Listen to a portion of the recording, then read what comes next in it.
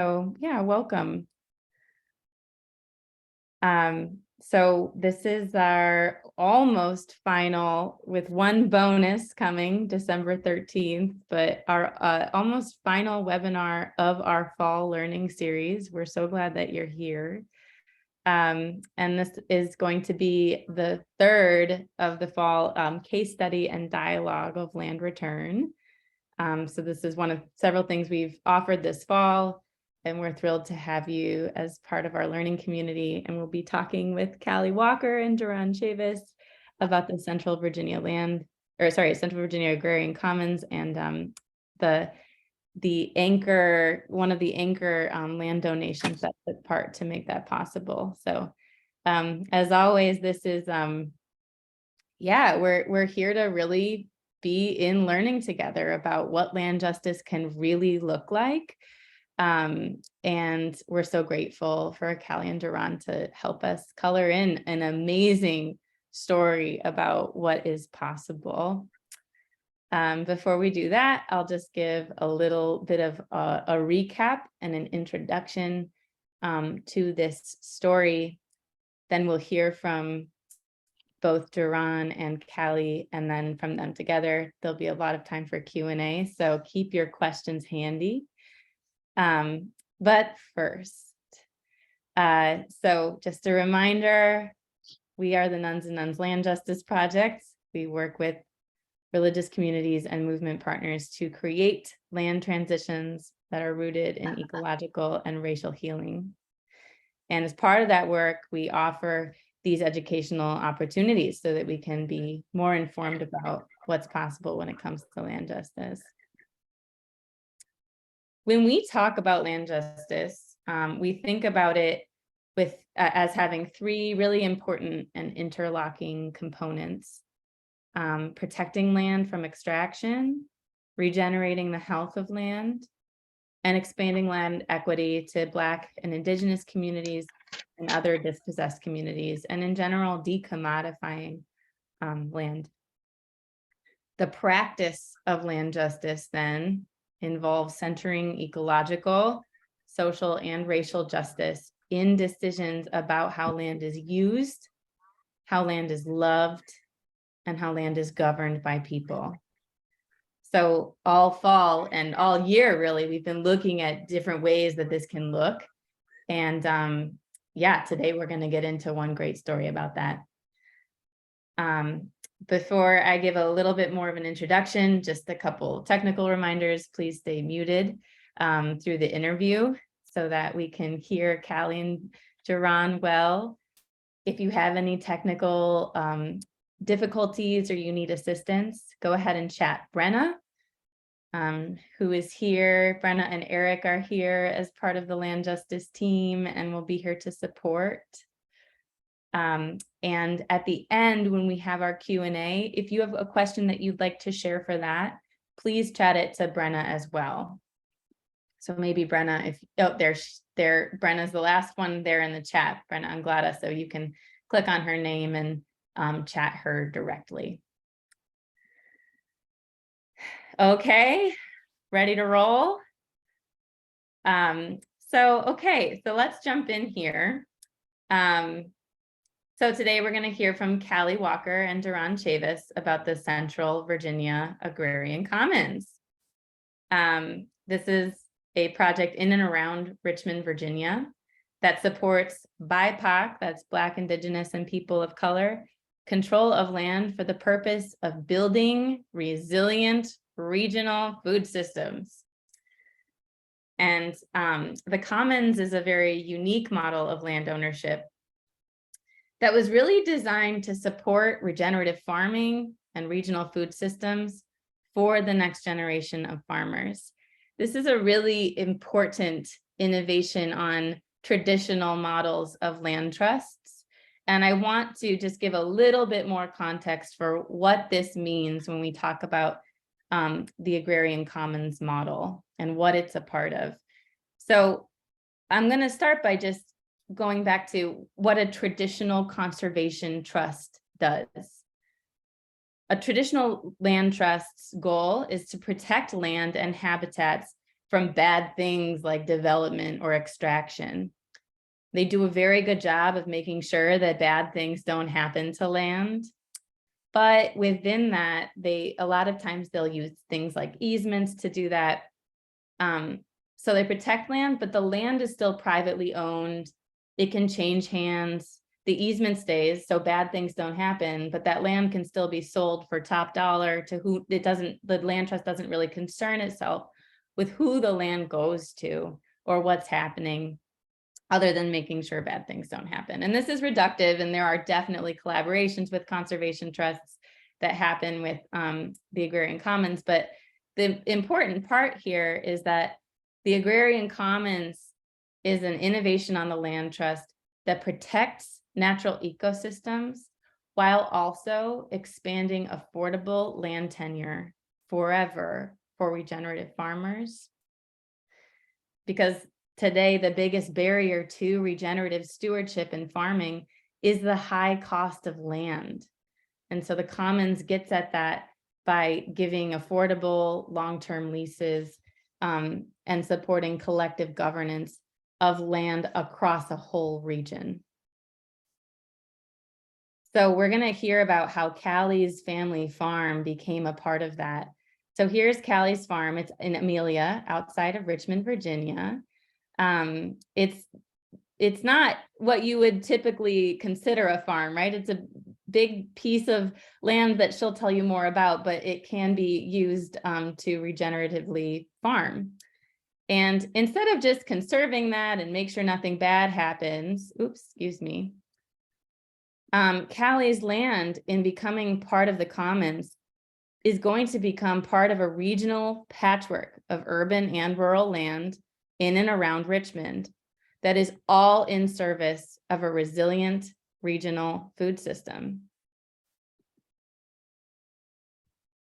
Oops, I keep going backwards here.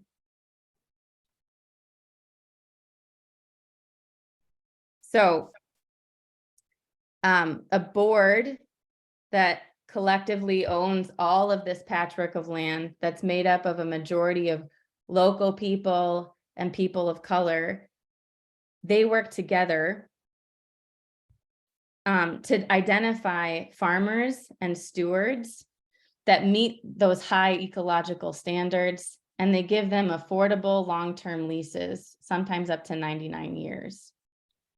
So that's where this farm then becomes part of a huge kind of local ecosystem of properties. You have affordable land across a whole ecosystem that is protected. It's regeneratively stewarded forever. And it's doing that all while healing a legacy of Black land loss due to racist policies. So the Agrarian Commons is a whole ecosystem for land access, healthy soil, where decisions are being made by people on the ground. There are 13 of these commons across the country. That number is growing, and we won't hear as much from them today, but Ian and Christina are both here from the national organization Agrarian Trust that supports all of these local commons in growing and flourishing.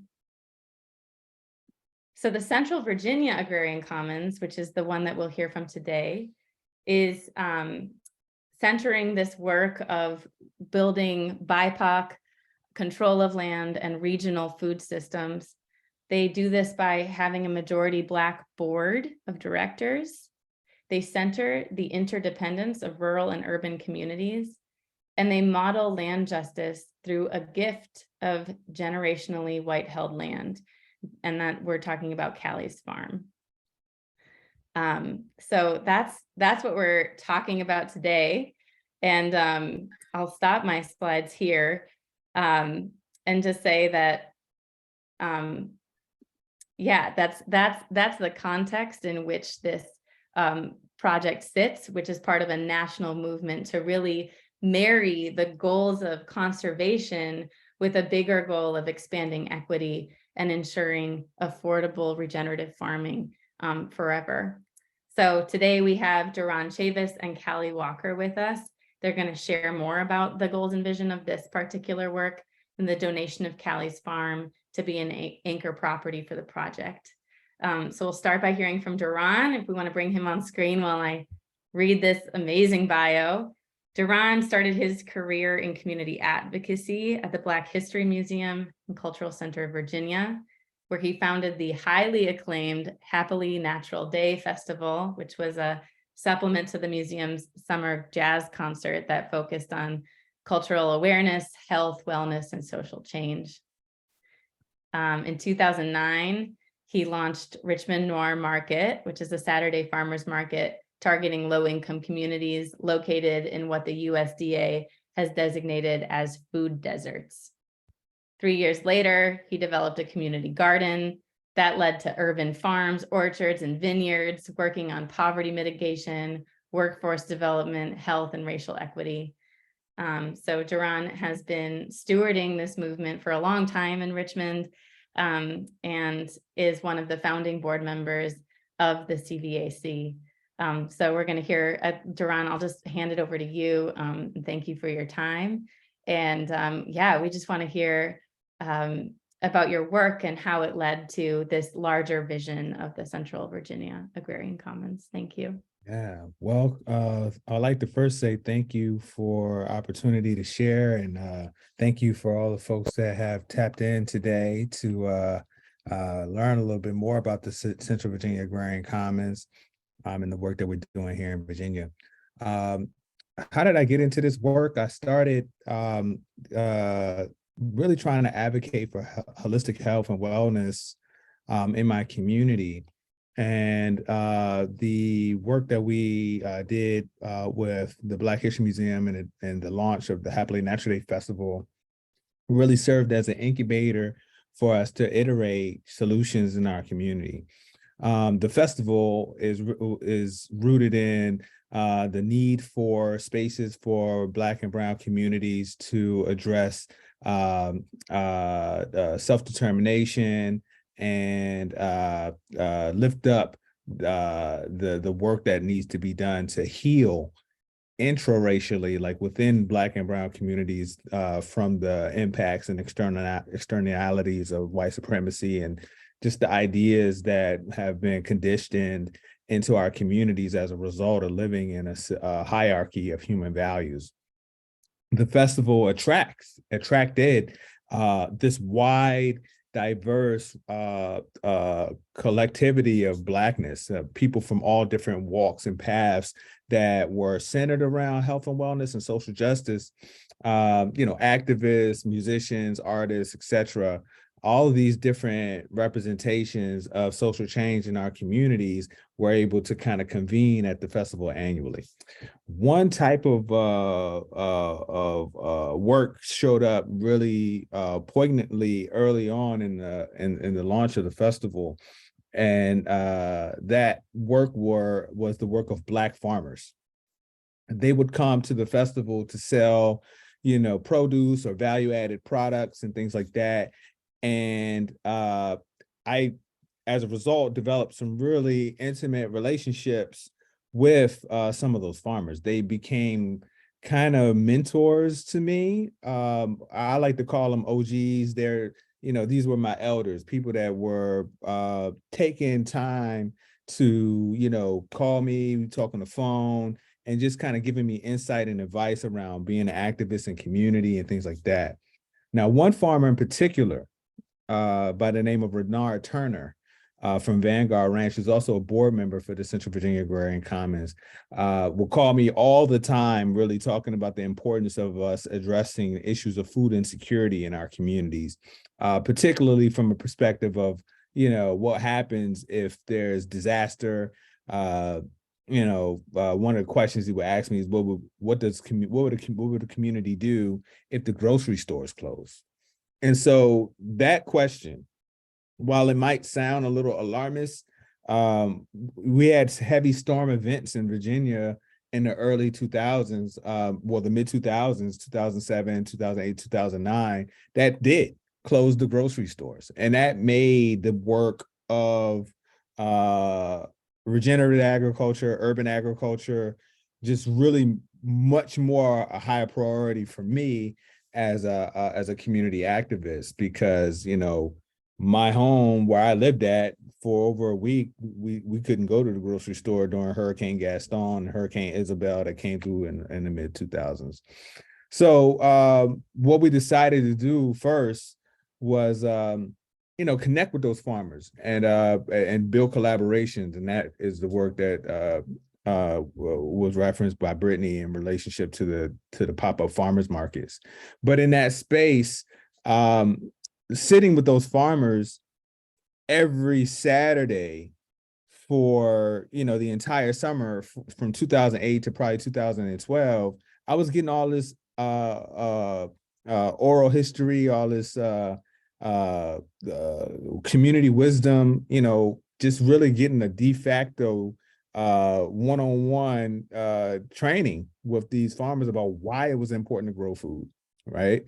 And so in tandem with that, I started feeling guilty that here I was in my mid-20s, and I got these farmers coming in from 45 minutes, an hour out to bring 200, 300 pounds of produce for us to sell in community.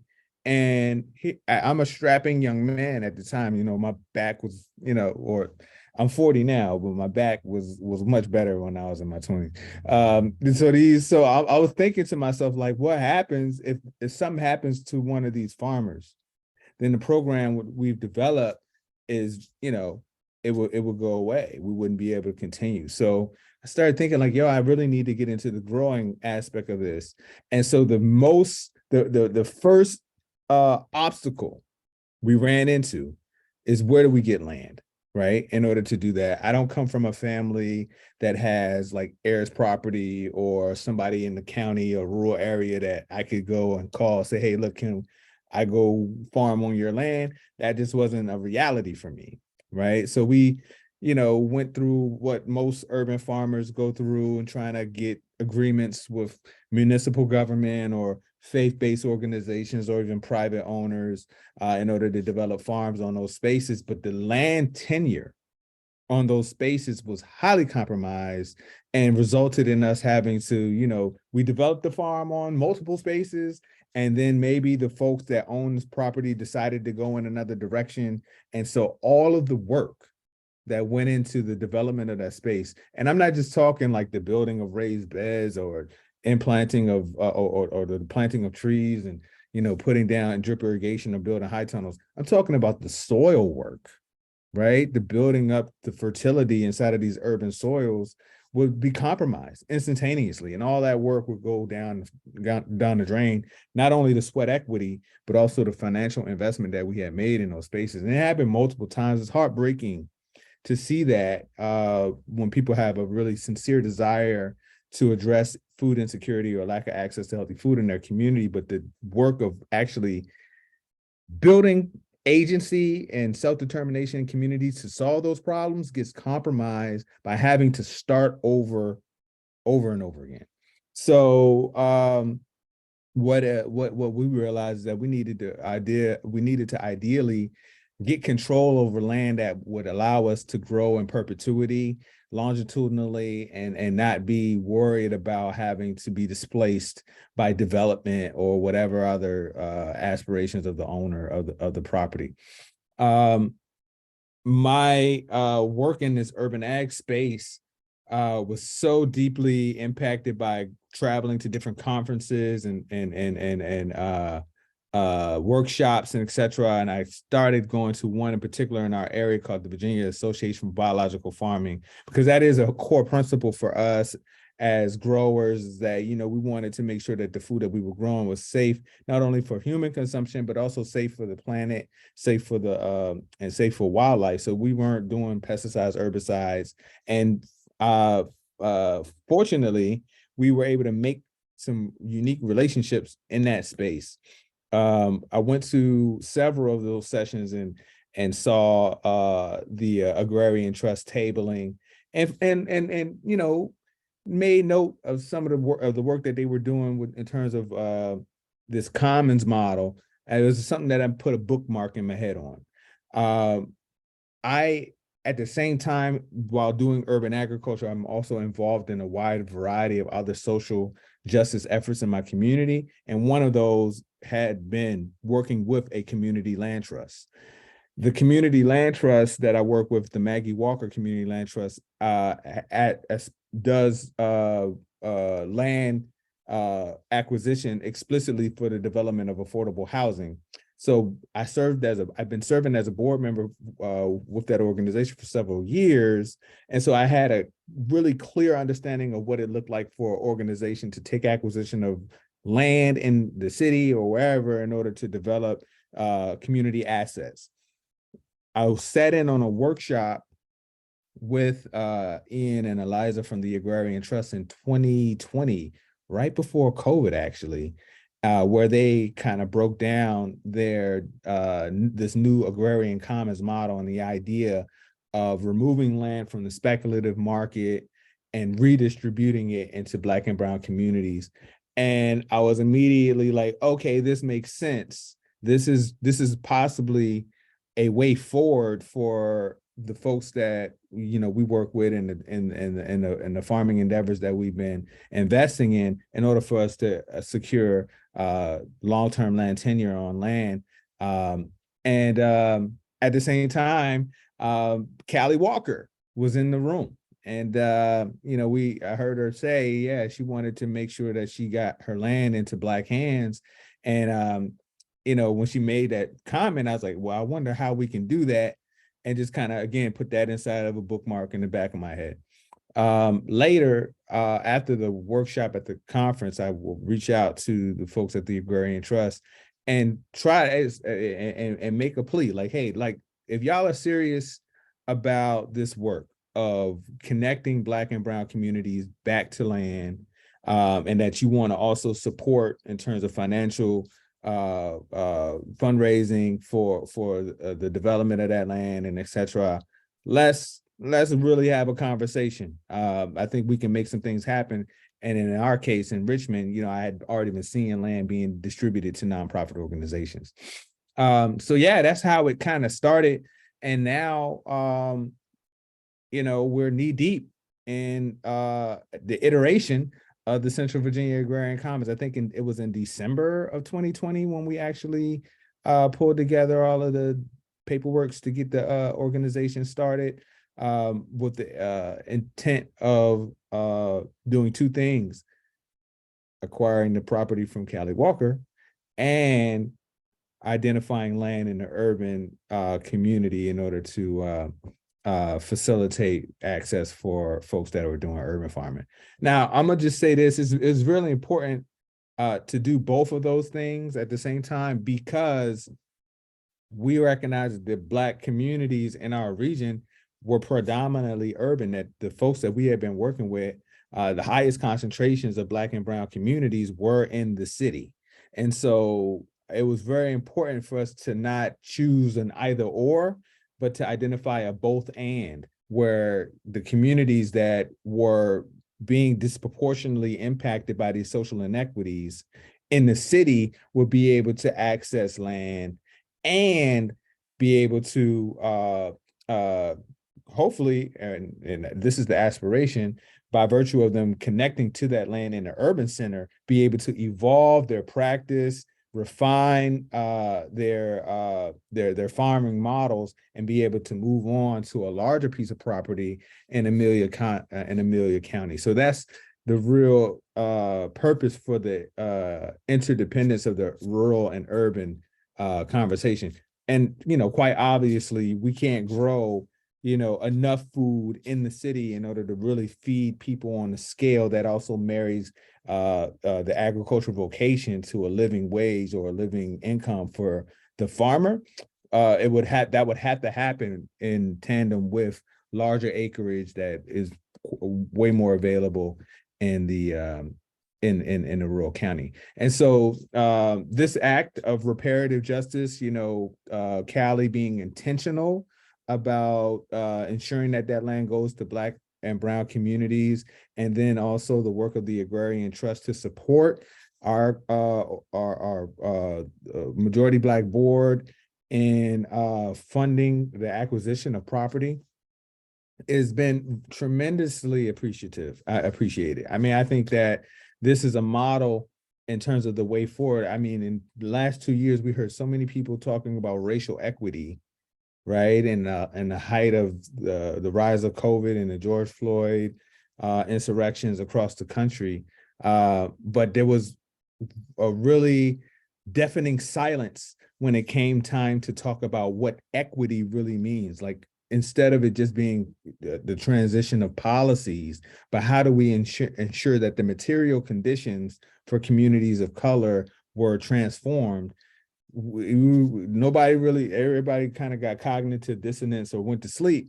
But this work showed up in that moment to show that, yes, we can redistribute land back into hands of the most marginalized communities and address the fact that 98% of farmland in America is in the hands of people of European ancestry, and that is while it sounds unbelievable, it's something but it's something that is not intractable. Like, we can solve for that through the collaboration with predominantly white-led organizations who have the intentionality to use their privilege and power in order to move capital and resources into Black and Brown communities in a very intentional way. And so far so good, man. I'm excited about it. I think we acquired we fundraised and acquired some land in Petersburg, Virginia, which is 30 minutes outside of Richmond. At the same time, the transfer of the Amelia County property took place this past summer. So now we're collectively holding about 80 acres of land explicitly for BIPOC food system stakeholders. And the work has commenced. We're developing the farm in Petersburg, and we're doing design work for the property in Amelia. And I think I'm going to let it. I'm a pause right there. I think that was almost 15 minutes exactly. Yeah, I'm extremely impressed by your punctuality. And now I'm going to throw it out the window and ask you a follow-up question and make you go over time. Thanks so much, Duron. I just wanted to ask, and I'm going to put a picture up here. I think this is of Sankofa Orchard. I'd love, well, one, I know you talk a lot about Black land loss and what that has to do with this picture. And I think that's part of a bigger question that I have for you, which is, well, just one, like what happens when, what happens on, at Sankofa, or when Black people are empowered and supported to have this relationship with land? What does that look like? Yeah, so my organization, Happily Natural Day, which I'm the founder and director of, we steward almost 7 different community growth spaces across our region. And Sankofa is one of our newest. It's actually 2 acres. This space is our training ground. We call it a food justice and climate resiliency demonstration. It's in the middle of the city, but it's in a part of the city that has been lacking of investment from our municipal government due to some racist policy decisions that were made back in the 70s and from in between the 50s and the 70s. What happens at the space? This is what happens when Black people or communities of color have control over land and the resources to develop it. You get a space that speaks to the cultural realities of those communities.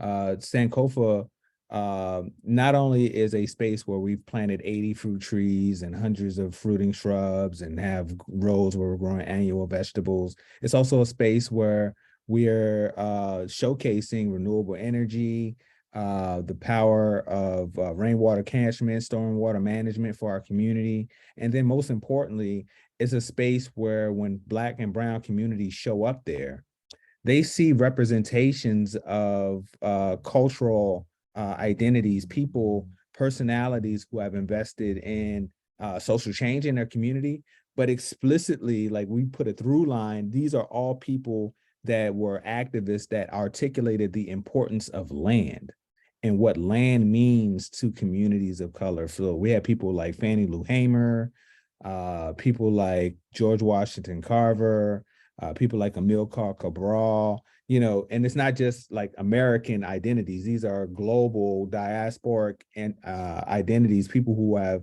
articulated the need for control of the place that communities of color reside and find themselves. And so that inspires visitors to think through how we can go back to the past and identify solutions that have already been implemented or articulated and apply those lessons to our present. So it connects us to a continuum of historical change that has been, unimpeded since, the beginning of colonialization and slavery. Like that, this is a work that is an arc, right? When we hear about the arc of justice that Martin Luther King talks about, like we try to invite people into that arc through land-based stewardship and social change in that regard. It's a place of mindfulness because it's very rare that you have a space that is designed in a way that speaks specifically to communities of color's cultural reality and historical context. And when folks come into that space, the first thing that they usually say is like, wow, I feel at home. I feel at peace. And it's like, there's a of course there's a research that shows like the cortisol levels that drop when you enter into a nature-based place or you get outside and things like that. So just multiply that by seeing your own reflection in the historical context and all of these powerful narratives surrounding the space as you pick some apples, or if you pick some kale or whatever it is that we got growing there, and kids being able to run free in a space and see a mural of a Assata Shakur, right? That's in our community work. This is like placemaking time plus, right? Creation of trauma-informed spaces that are helping to facilitate healing just by virtue of their passive existence. And so, yeah, that's what happens. I mean, it's for us, it's really about how do we transform our communities. Yeah. Literally, like what do we do to metamorph the built environment where we live? And then also like let this be a gateway to you tapping into a larger context of agriculture as a tool for social change, right? Like agroecology is a literal piece of this work. And that means like, it's not just about growing food, it's also about the growing of people and the relationships to, the earth and the context that we find ourselves in, this hierarchy of human value. And how do we upset that? Right. And that the land didn't do the traumatic things to us. Like, how do we reconnect to that land and start to iterate solutions for our communities that are longstanding? Wow. Yes.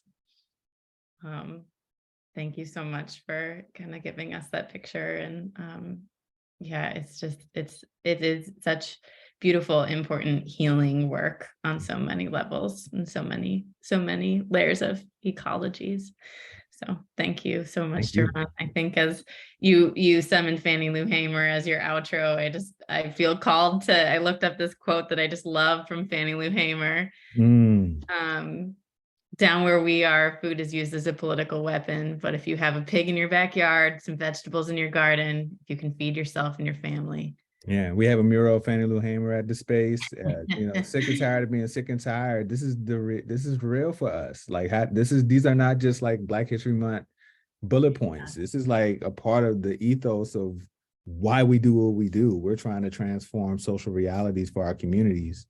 And we could talk about policies, but the people need to see, feel, taste, smell change, right? So it's like, we do the policy work too, but I want to introduce you to what happens when we create this new world. A friend of mine shared me a quote that said that we are hospicing the old world and midwifing in the new one, right? And so this type of work that we're doing, iterating land justice solutions with reparative justice at the center, is really us creating the new world that we believe can be. Amazing. Thank you. Thank you for all you are doing to midwife that new world. We celebrate you and we're so grateful for your time. And we'll bring you back on for a conversation, but for now we will bring on someone who is resourcing that new world and supporting that midwifery through literally providing some of the groundwork for it to happen. So we'll bring on Callie here. Thank you so much for Duron. Please show Duron some love in the chat. Well, we bring on Callie. Callie Walker is a Methodist minister. She lives in Amelia, Virginia, on what was her father's 100-acre farm. And Callie and her husband, Dan, have been big on the work of hunger relief and simple living for a long time, and have been living out a lifelong commitment to that simple living. And with that, I think many of you will find a great kinship with who Callie is and her story.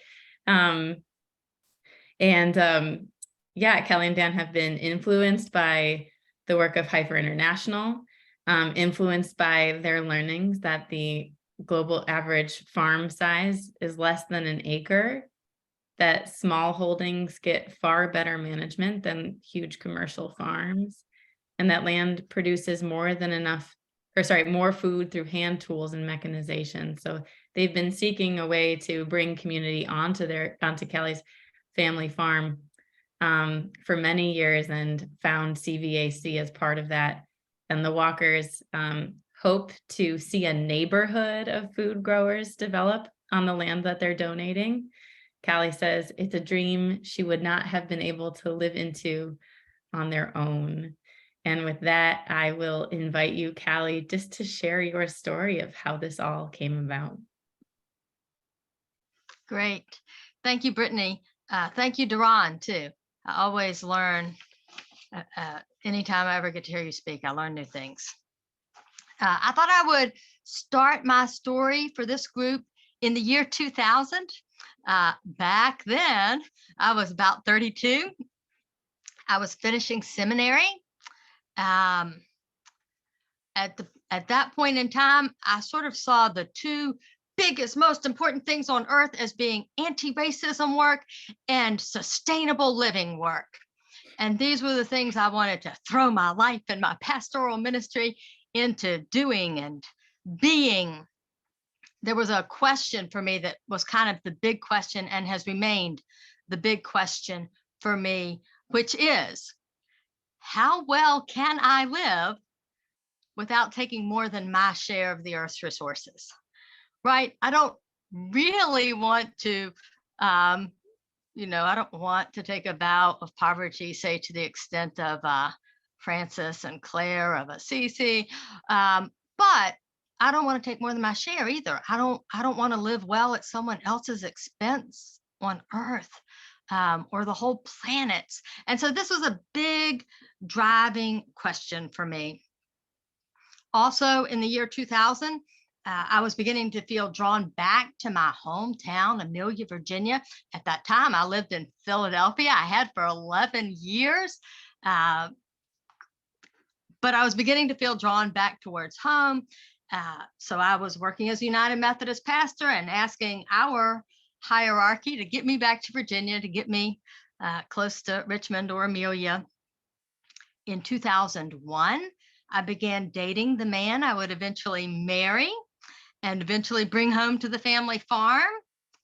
In 2006, we got married and we attended an event at Duke called a Pastor's Convocation on Sustainable Living. At that event, Wes Jackson from the Land Institute, he gave one answer to that question that drove me. I used to think, how well can I live and not be taking more than 1/6 billionth of the Earth's resources? And of course, that has had to increase to 7 billionth. And now I just think towards 2050 and 1/9 billionth.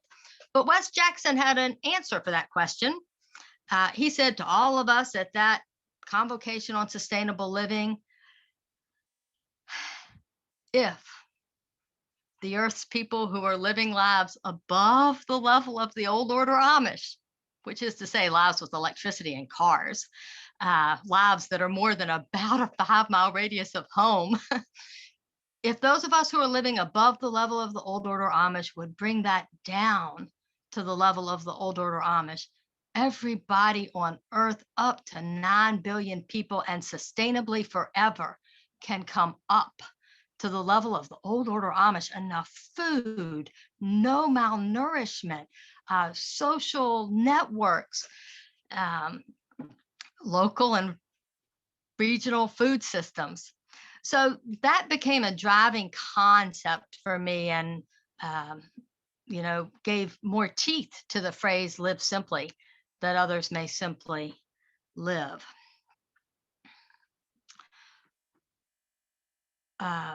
During those years of leaving Philadelphia, moving to Virginia, and in particular to rural Virginia, and getting married and moving to the mountains of Virginia before we got back home to Amelia, I would have what many people might call a mission drift, a drifting from that dual focus of anti-racism work and sustainable living to sustainable living, just sustainable living. Didn't have my network and my group that had a lot of organization that was in Philadelphia for anti-racism work, and it was much harder to find such groups in rural Virginia or to get people interested in forming such groups. And it wasn't that that wasn't there, and it wasn't that that didn't appear in sermons, but it just wasn't organized work for me anymore.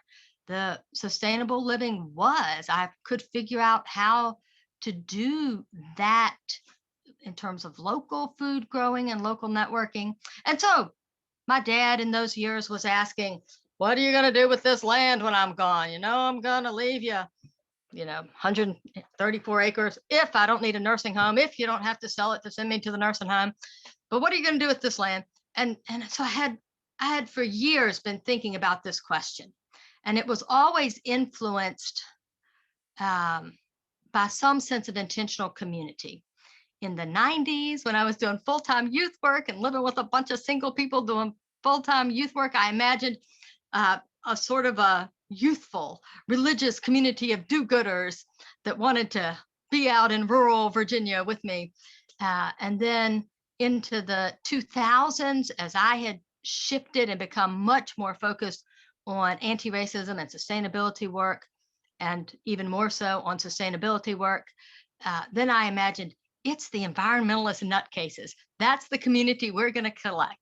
The people who want to live more simply, who want to do with less, who want to grow food for others, just the environmentalist do-gooders.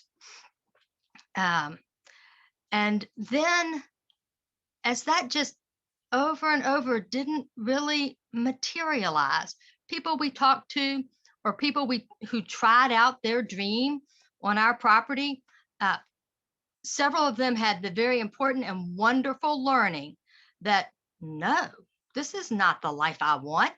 Oh my gosh, I'm so glad I did not go into debt buying land for this life. And they moved on. They went back to the old job or the old career or the old place or a new place. One couple stayed and has become a part of our extended family. But mostly what we hoped for was not materializing. And then at that same Virginia Association of Biological Farmers, by 2020, I had been attending that for probably about 15 years, and I imagine Duron for longer than that. And I had encountered him there years before, and I had encountered Agrarian Trust there years before, but I had forgotten that. But it wasn't some notes I discovered later. Anyway, they gave that presentation that Duron just mentioned, and it just clicked for me. Okay, there's one more missing piece that's not in my vision statement. I don't want to just narrow it from religious do-gooders to environmentalist do-gooders. I want to narrow it fuller still to people of color and probably just straight up Black, African American people who have an environmentalist do-gooder spirit. Let's just narrow it that much and see where we can go. So I began the conversation with Eliza and Ian, who were at that conference. And Eliza is from Virginia, so she kind of became a main point of contact. And she put me together in touch on the telephone with a couple of other people doing some sort of Black farming advocacy, Black women. And we had conversations on the phone. And I think she may have mentioned that she was in conversation with Duron. She also recruited the man that Duron mentioned earlier, Renard. What's Renard's last name? Garner. Thank you. I blank on all kinds of things sometimes. She recruited Renard Turner as a kind of a consultant for us. I had also met him through this same group and their annual conference. So we were having conversations, sometimes monthly conversations, sometimes individual conversations. And in less than a year from that January 2020 conference, we were forming a board of directors to have a legal entity to organize this whole thing. What had literally happened for me is that I had inherited 134 acres of farmland. My brother also inherited 134 acres right side by side. And he is actively raising beef cattle on this land, to a large extent on both pieces of land. And I am not, right? My husband and I both work off the farm as United Methodist pastors. And we really want to collect people who are farmers, or maybe relinquish the land to people who are farmers. And at this point, we've clarified that so much, right? Chemical free, natural food, soil building, regenerative processes, people of color, African Americans, probably from Virginia, with Virginia's incredibly awful history, just incredibly awful history. So that's kind of where we've gotten to at this point. Since we began to incorporate in 2020, December of 2020, then the year 2021, that became the year of zoning research. Renard's advice was, you, Callie, who know your county and your county officials and have a history there, you figure out your county zoning, you figure out what number of parcels we should get the land into, what the options are, and have all of that accomplished before making the land donation. So it's you getting that work done and having those conversations instead of an outside organization. And so I did that, and he and I just we made great planning. We just made great planning. We made the presentation that our zoning official really recommended for our project, and she was super encouraging. But not all of our neighbors were super encouraging. Some of our neighbors felt like our plans were something that would make them feel afraid to take a walk on the road, or make them feel like someone was likely to break into their home. People who had known me for a long time said stuff like that.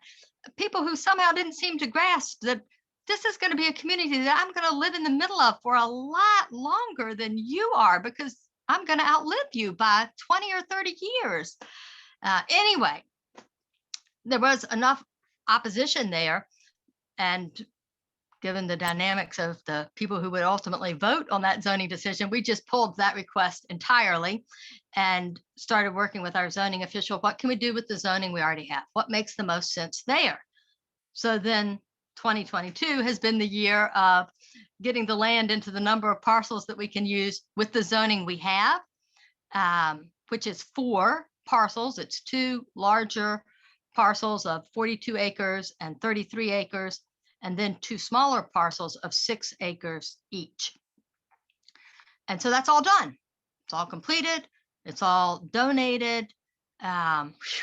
Geez, that was the hardest part, I think. Now everything feels like it has potential and possibility. My own sense of stewardship and responsibility was such that it always felt wrong to me that one person would own so much land. And it always felt dangerous for the soil itself right? Because as one person, I'm taking shortcuts all the time for how to get everything done.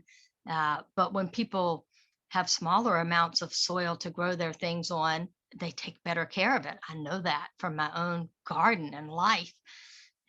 So my whole religious life has been especially shaped by those teachings of Jesus that are related to, say, Lazarus and the rich man, or the guy that wants to build the bigger barns, or the rich young ruler.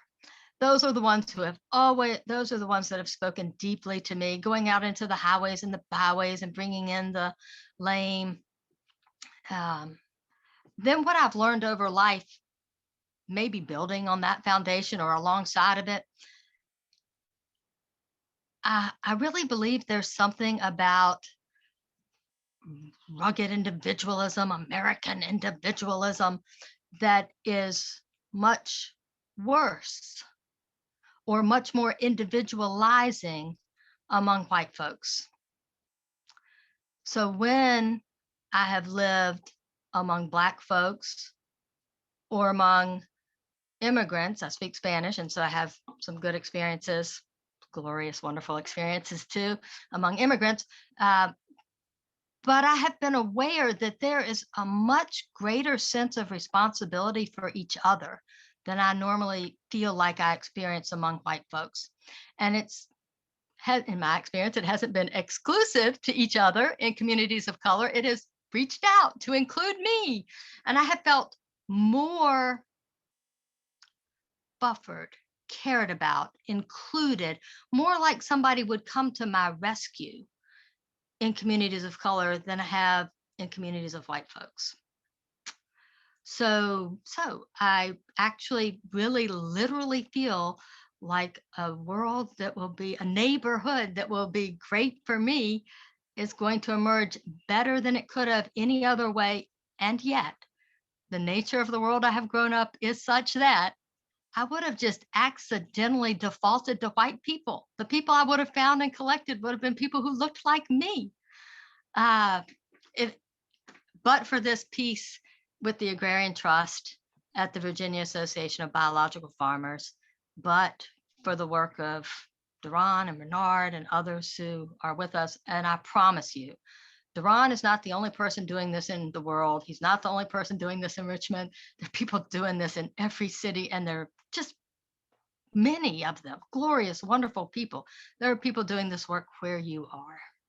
And if you find them, I think it will be as wonderful for you as it is for me. God bless you. Thank you, Callie. Man, both of you, exactly 15 minutes. I can't believe it. And I'm going to break the rules again and ask you a follow-up question, and I'm going to use some slides. We've used this because we talk about you. We use this in as an example in our first Land Justice Futures course.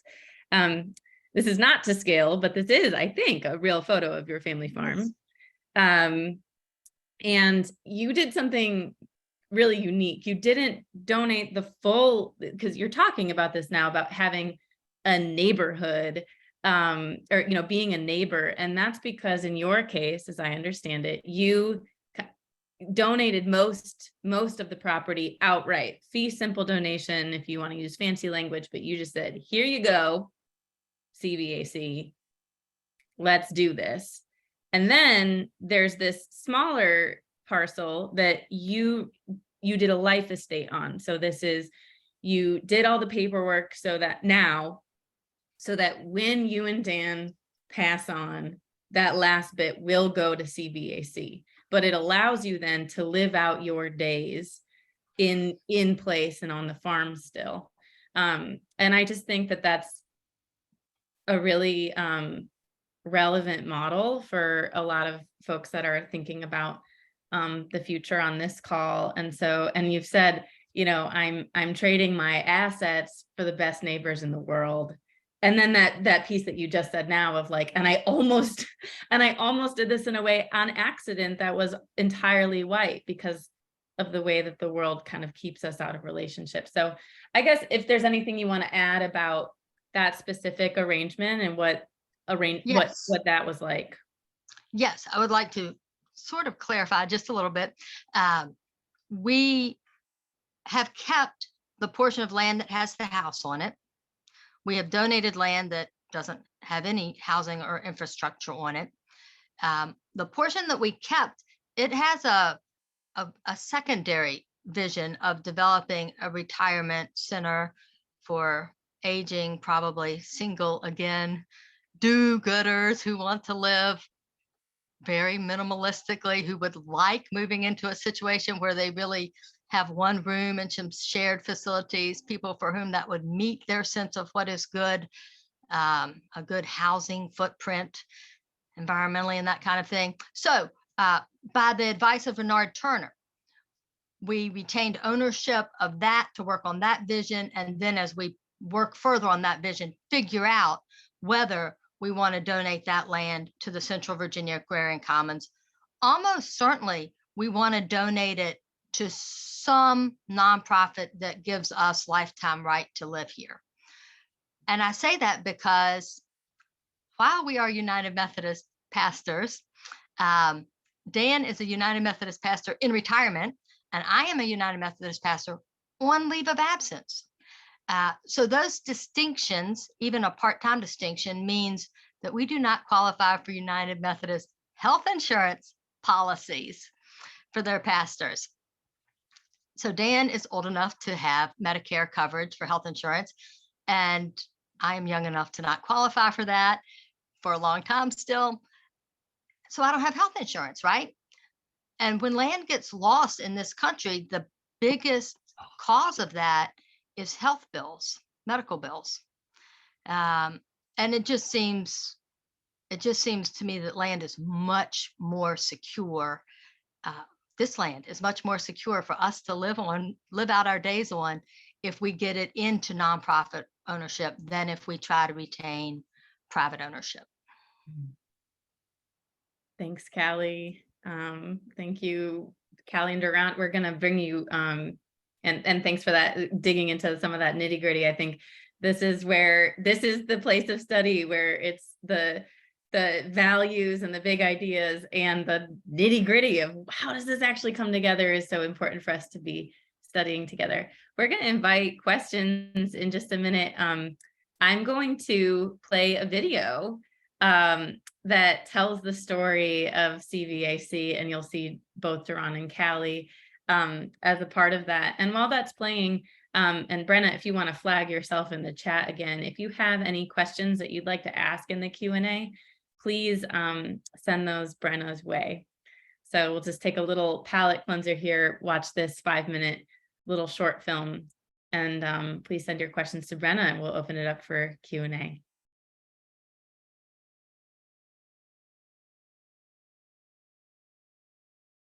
1 minute here while I get this ready.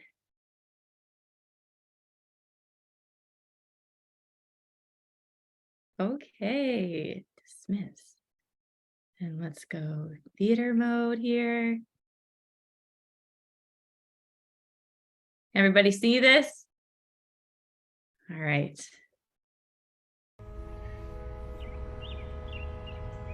When you grow up in the city, you don't really have a reference point to see firsthand and experience firsthand how food makes it to your table. It has not been.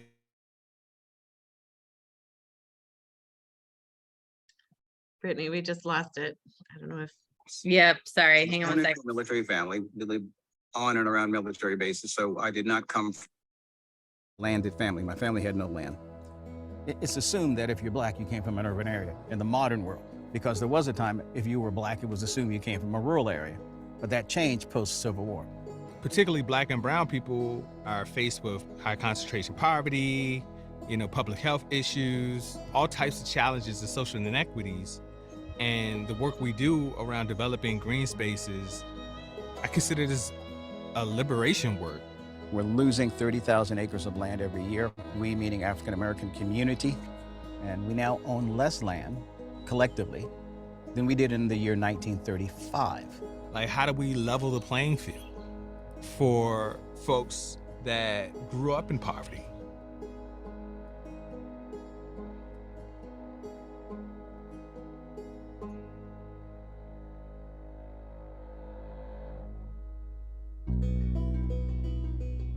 My father bought this land in 1968. All of my life, he grew a garden, and my mom put us to work in it and had us picking and shelling and all that sort of thing. Cattle farming, that was my dad's thing.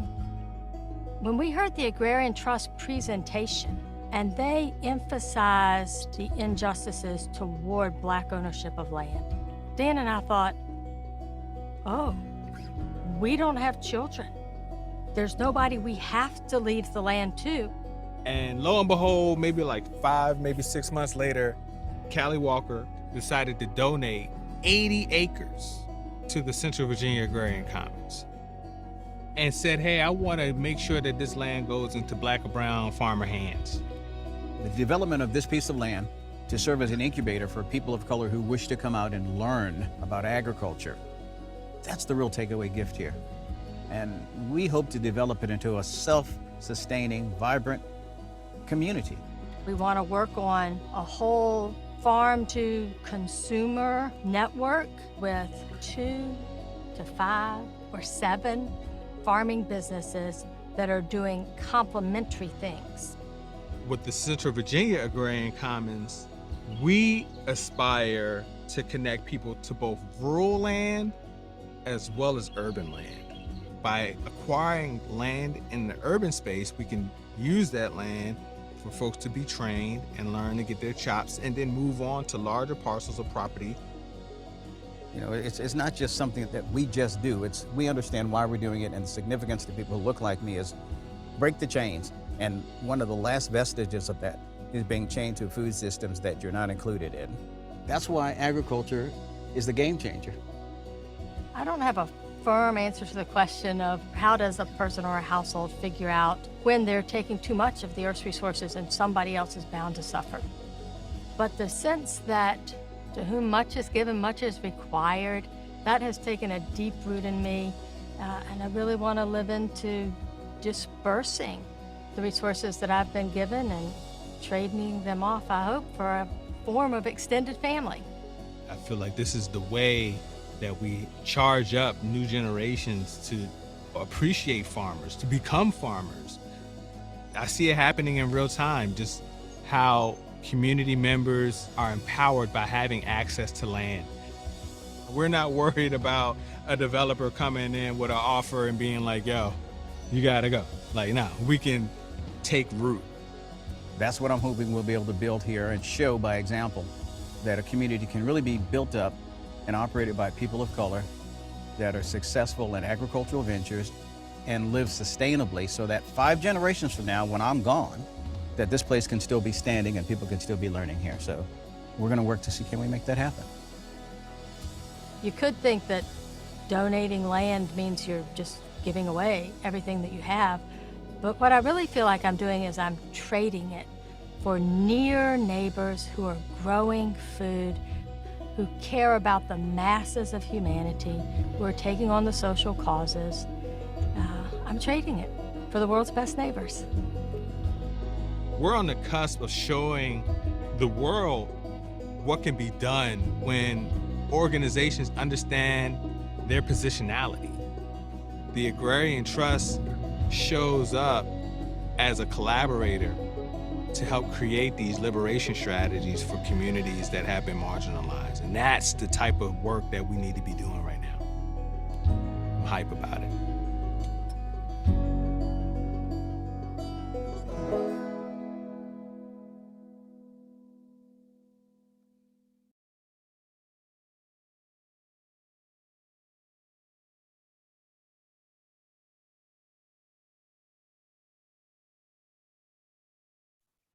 All right, give it up for Central Virginia Agrarian Commons, everybody.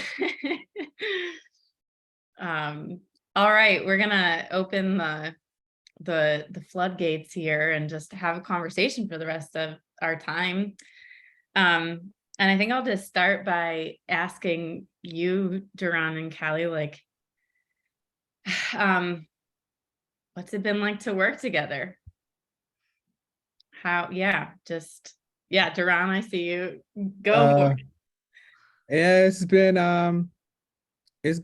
been great. I mean, personally, I feel like there was a moment where we had to really like get clear on what we were doing. You know what I mean? And like why we were doing what we were doing. There was some struggles in terms of like how do we prioritize like urban versus rural, just to be fully transparent that, we had to wrestle in that space and we had to sit in that uncomfortableness a little bit because there's ideological or philosophical theory that, cities are failed concepts and that we need to get away from cities altogether, right? But we ended up landing on the both and, and that it honored the importance of rural ag and urban ag that exists amongst the board members. And I think we are better for it. We've already brought in our first new board member, Tyrone Cherry, who's a farmer on the Petersburg property, right? And his work is just magnificent, right? He's engaging communities, young people, and so he's bringing a new view onto what we're doing that we wouldn't have had it otherwise. Internally, it is kind of there are some kind of like questions, right? We're still in this iterative stage where we're still trying to figure out some things. First of all, the homestead piece is really kind of it's a bit of a conundrum because we don't want people to be anchored to debt and mortgages in terms of like living on the land in Amelia. But we do also recognize that people don't have access to capital and are not exactly always credit ready or loan ready from the traditional banking system. So like, what do we do in that? What's that third thing, right? Is it us financing the building of homes for people? That's still something that we're trying to iterate on. And I mean, this is like, again, a part of the new world that, we're trying to articulate. But I feel good because I feel like the core founding members have all been like super passionate about this. And yeah, and then, Callie and I, to be frank, have been kind of like the leaders of the charge, I feel like, in many ways. Like we're talking about this, we're active about this, we're like trying to make the connections and things like that. Yeah. We're kind of front facing. Of course, because Callie's living on the land and she's made a donation, and then because I'm actively training folks in community. So I have like, I got 12 people in a class right now that, what I mean? That I'm like, hopefully you guys get on this incubator farm and then 3 years from now, you going over there with Callie. You know what I mean? So yeah, I mean, it's been great. It's been a short amount of time and we've done a lot in a little bit of time, which is really amazing. And it speaks to the passion of the folks in the room. I'm looking forward to our next stages, the kind of the design work that we're doing on Amelia right now is exciting. And Callie's been very graciously hosting like meetings and getting people over to her property numerous times from the board. And so that relationship building is key. It helps that I knew Callie or knew of Callie before we started doing this stuff. You know what I mean? Yeah. So there was a respect, for each other's work mutually, and then the other people that are in the room, Renard and Michael Carter and Nikki Diamo and Eliza. So everybody kind of were familiar with each other. This is not like people just forcing square pegs together. It's been like a community of folks that already have familiarity with each other's work. That made it a lot easier than if we were all strangers in the room and didn't know anything about each other's work. I'd like to answer the question starting a little bit earlier, from the time when we were pretty much all strangers.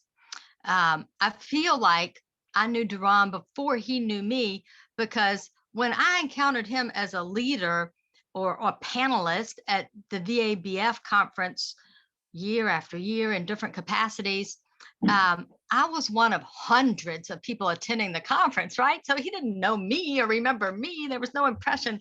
He had no impression of me. So in this year, 2020, at the same conference, when we heard that presentation, it would have been in January. And I thought, well, I want to talk to him about that. And I think we even sat close to each other in the room, but that time went away, and everybody was out of the room, and we were in the hallways. And so I tried to talk to him in a hallway, but he had another appointment with somebody else, and he had no time for me. And so he just said, yeah, I'm late for somebody else, maybe another time, and kept on walking. Right? So I'm the white lady who wants to donate land to a Black project, which is kind of weird to begin with too, right? And you sort of feel like, well, that's going to feel like a power play or a manipulative thing. It's kind of awkward, at least to me. It felt kind of awkward to initiate a conversation about. So another of our board members, Michael Carter Jr., was also a presenter at the conference that particular year. I don't think I had encountered him before that year, but I can't remember for sure. And he just has a prominent way about him, right? So I just say to myself, well, I'm going to approach him and talk to him and ask him about it. And I did. And he was just kind of very gracious. And pretty much what he said to me is, you know, I told Eliza when I first heard about this whole idea that there are no white people in Virginia that want to donate land to Black people. And yeah, that's what he said to me. I haven't talked about it. That's funny. So I don't remember either whether Renard Turner was there that year, but he was there many years, and he was the president of the entire organization for several years as well. So I had some knowledge of them, but imagine how much they didn't know about me or my background or what my agenda was or what angle I was coming from, or whether I knew any comprehensive US or Virginia history, or whether I only knew the stuff that they teach you here in 4th grade and in 8th grade and in 12th grade. Kind of a Civil War focused angle on history in Virginia. You know, so all the stuff that makes it awkward to come together to begin with across racial lines for anything substantive, it was, you know, it was just a step along the way. It was a very manageable step along the way. Those hurdles were certainly my own emotionally. Can I really reach across the color barrier to talk about this thing? And I don't know what suspicions they had or may still have, right? Because my blind spots are still blind to me, whatever they may be. I can't see them yet. So we'll see what little hurdles we have to come up with, or big ones along the way. But mostly we're appreciating each other, and we're sharing a vision and a direction.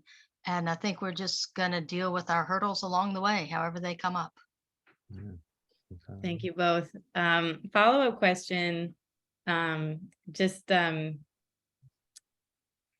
there's so much than the donation itself that is included in a real solidarity rooted relationship that is alive here. So there's a few other questions around that.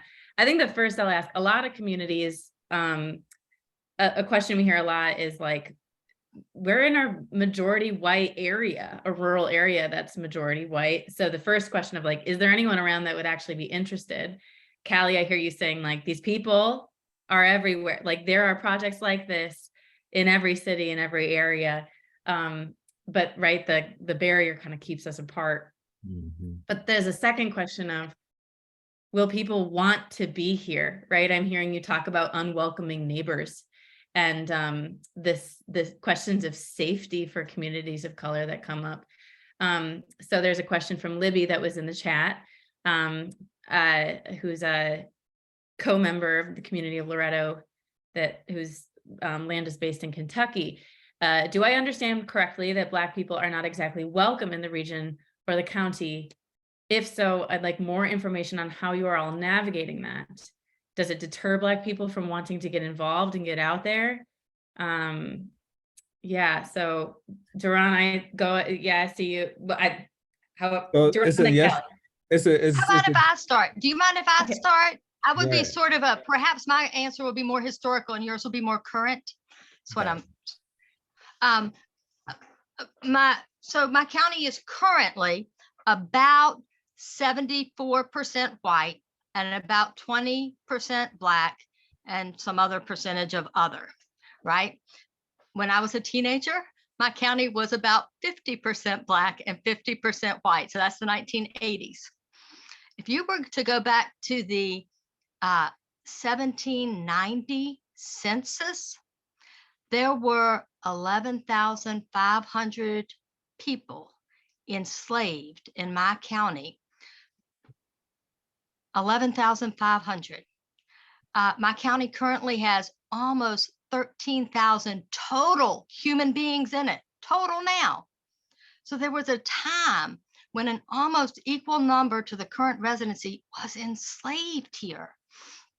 So this is not a land without a history of Black folks living on it. Mm-hmm. However, that does not quite get to the immediate question about the present day, does it? Certainly there are people who live out all of their days, people of color, Black folks who live out all of their days in Amelia County, just as there are white folks that do that. There are no recorded records. There is no criminal violence against Black people recorded in my county in my lifetime. So since 1968. However, I personally am aware of some charges, felony charges made against Black people that were just ridiculously absurd. They didn't happen. They were, like just bizarre stuff, just bizarre. So yes, there is racism that expresses its way in hostile and damaging ways within my county. Not violent lately, but it only takes one individual for violence to happen. Callie, how are you all navigating that in now creating a vision that's. So I was going to chime in real quick just to say, like, so I was born and raised in Richmond. So Amelia County is like, it's 45 minutes away from me, right? When I go to Amelia, the thing that makes it feel unsafe are the signs that say this is Trump country, and this election was stolen, and this, that, and the third, and you know what I mean? Like, people are like the Confederate flags and etc. that are like a long route, the Route 360 to go to the property, right? It's like I don't want to be caught out here after dark and my car broke down. Like, it makes me kind of like, personally, from my own like history with like just microaggressions and like any actions with the police, not just the police, but what brought this stuff to life in terms of like there might be some energy is that this is a conservative Republican county, right? And the rise of the alt-right over the last 2 years, the Proud Boys and all this type of stuff are not realities that we're ignoring. Right. We know that these energies exist, and there's pockets of people that are, xenophobic and racist, and, maybe won't even say that they're racist, but really hold really jacked up stereotypes about Black and brown people in their mind. Right. So for me, it's there's this both thing going on. There's people that are totally interested in like homesteading and reconnecting with this Amelia property. I mean, I did a post on my social media like 2 days ago, and like 50 comments from people all across, the spectrum, like, yes, how I'm interested, how do I get involved, da da da da da. And so in my mind, it's like, okay, there's a lot of different interests. So how do we facilitate people's involvement and make sure that there is a system of support that exists in both, the city of Richmond and Petersburg, that can support, like if people were to move onto the land today and wanted to homestead, how are they being built into a community, a pre-existing community of connectivity, of care, right? That they're not just isolated in Amelia. And so what we've been trying to work towards in the design of the space is that there's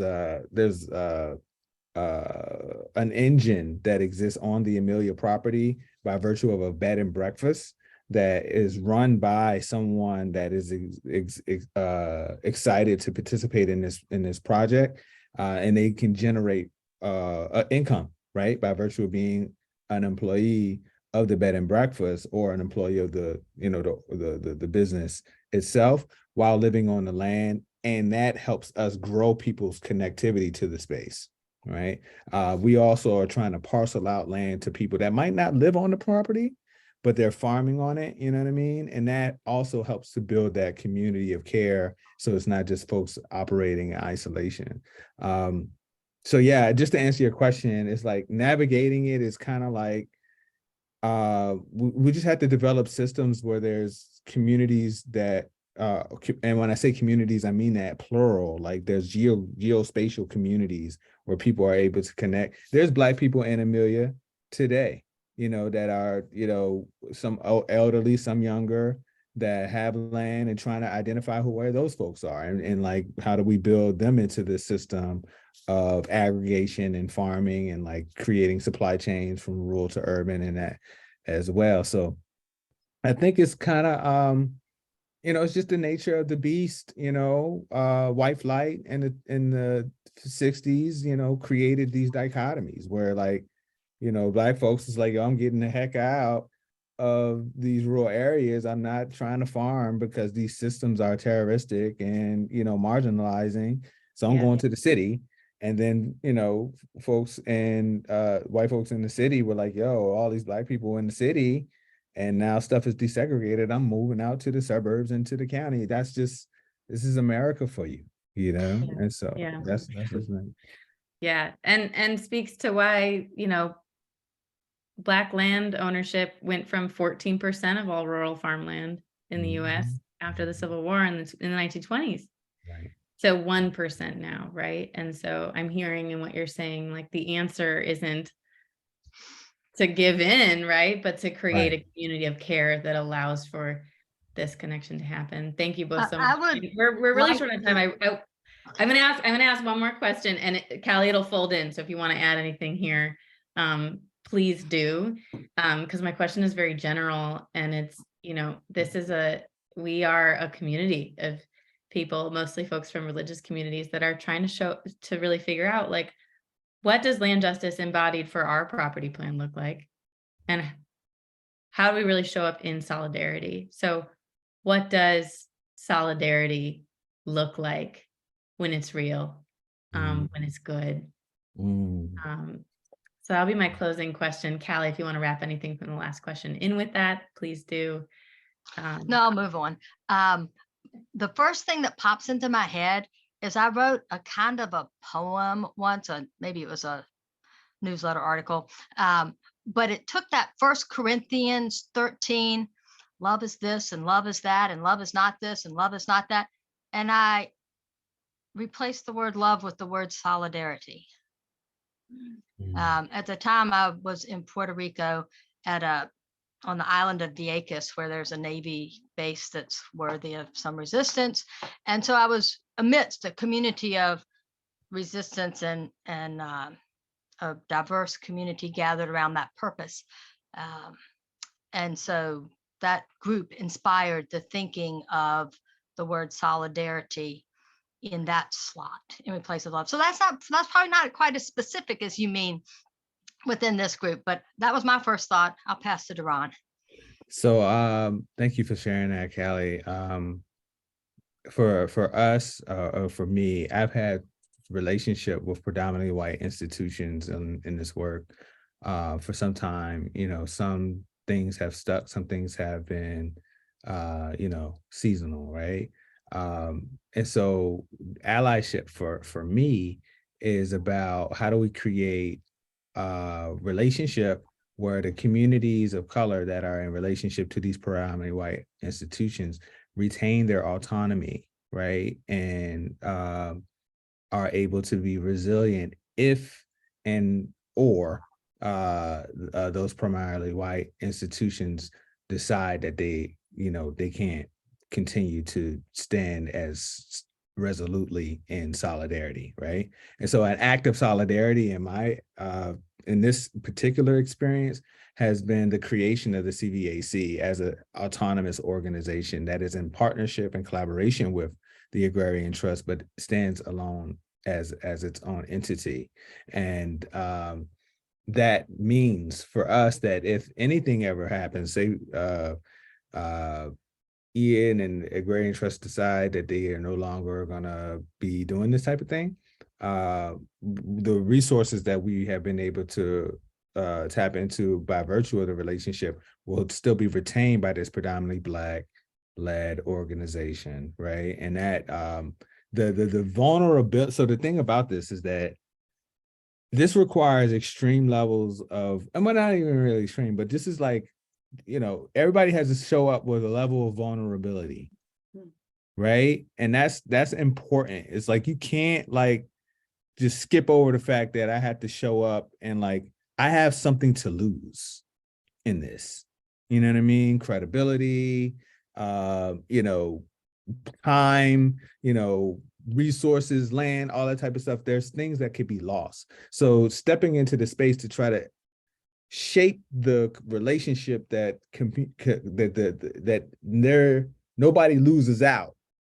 You know what I mean? In building a relationship with one another. It's like being married and having a marriage that's like equitable. That's not like, I'm doing I work the 9 to 5, you stay home, you stop going to school, you just raise the babies. And then if, somebody steps out on the marriage, then the one person don't have nothing. That's that we're trying to operate against that idea. Like, how do we come together so that if we have to part ways, like this organization itself can live on in perpetuity, and the land that has been developed can continue on. And I feel like that's true solidarity, is like, how do you put the resources in the room and then be willing to understand that you at any moment, it's okay for you to step away, because the goal was to resource the communities that have been marginalized. That was the mission. Mhm. And the mission, That's right. you know what I mean? At any moment, we've accomplished. So if nothing else happens, we accomplished this part of the mission. There's still more work to be done. You dig what I'm saying? But it's not reliant on like, people